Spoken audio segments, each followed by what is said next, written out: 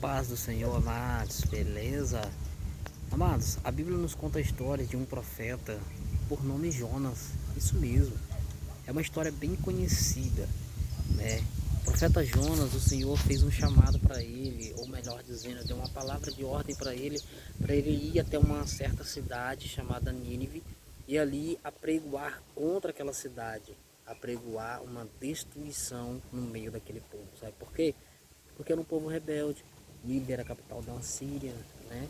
É, Nínive era um povo perverso que pegava, destruía, matava.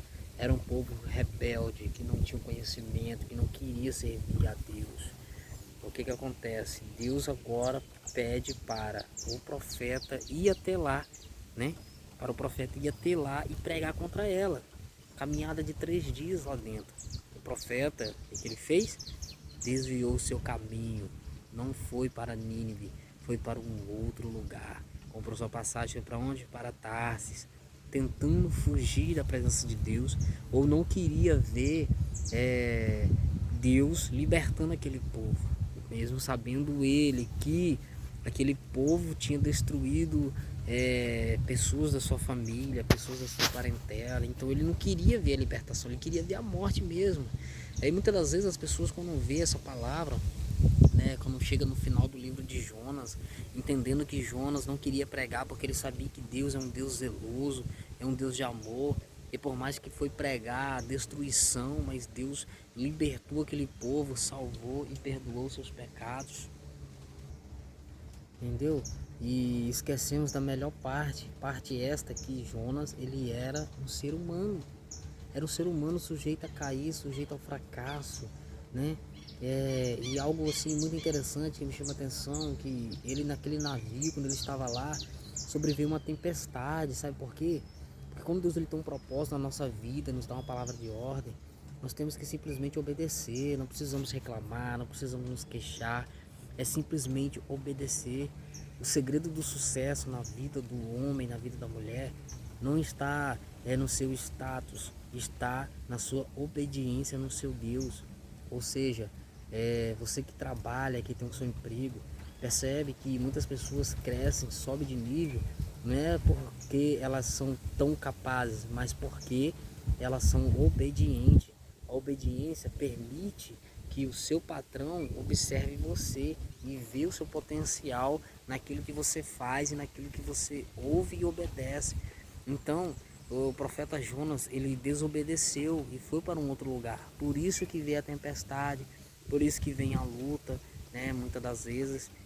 E quando ele estava lá dentro, as pessoas chegou, né? Os marinheiros chegou para ele e falou assim: que ocupação é a tua, dormente? Ele estava no porão do navio, estava deitado, estava dormindo. Ou seja, muitas das vezes acontece algumas circunstâncias na nossa vida que enfraquecemos na igreja, ficamos fracos, não queremos ler a Bíblia, não queremos caminhar, né? Ficamos, como posso dizer, desanimados, não queremos mais nada, não queremos nem visita de alguns irmãos. Mas a Bíblia vai dizer que o profeta Jonas, ele reconheceu que aquilo que estava acontecendo era por culpa dele, pela desobediência, né? Ele desobedeceu a ordem do Senhor, ele desobedeceu o pedido que o Senhor fez para ele. Sendo assim, ele pediu para que os marinheiros o jogassem no mar. Ele pediu que os marinheiros jogassem ele no mar, né? Para que aquela tempestade viesse se acalmar. De fato, a tempestade se acalmou. E a Bíblia vai dizer que Deus agora envia um grande peixe para o engolir, né? Para o devorar.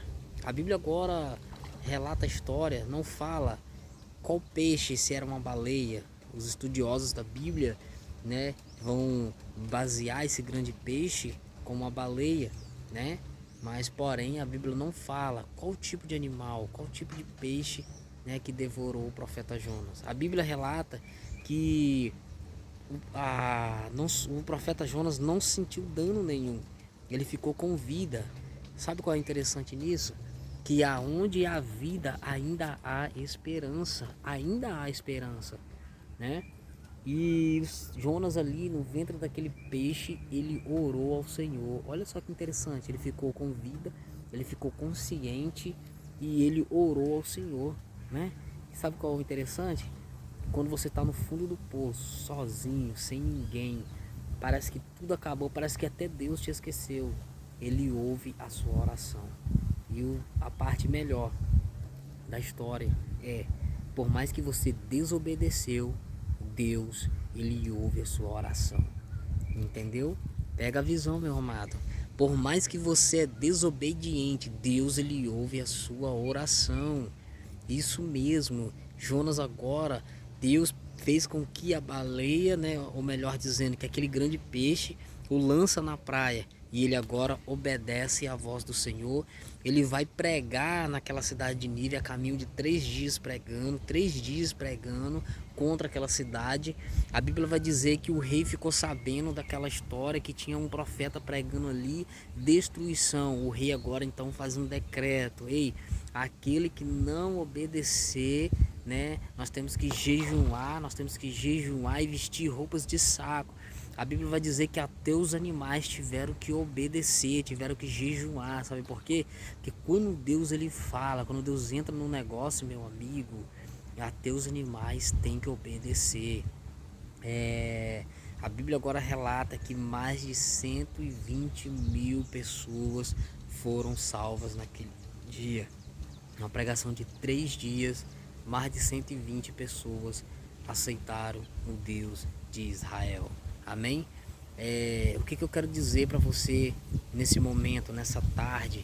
Talvez você chegou aqui à noite, talvez você chegou aqui de manhã cedo, mas eu quero te dizer nesse momento, não importa a situação que você está vivendo, não importa se você já está lá no fundo do poço, não importa se você desobedeceu e está com medo de buscar e está pensando em abandonar tudo porque você acha que apesar do seu pecado, da sua falha, Deus não vai mais te ouvir.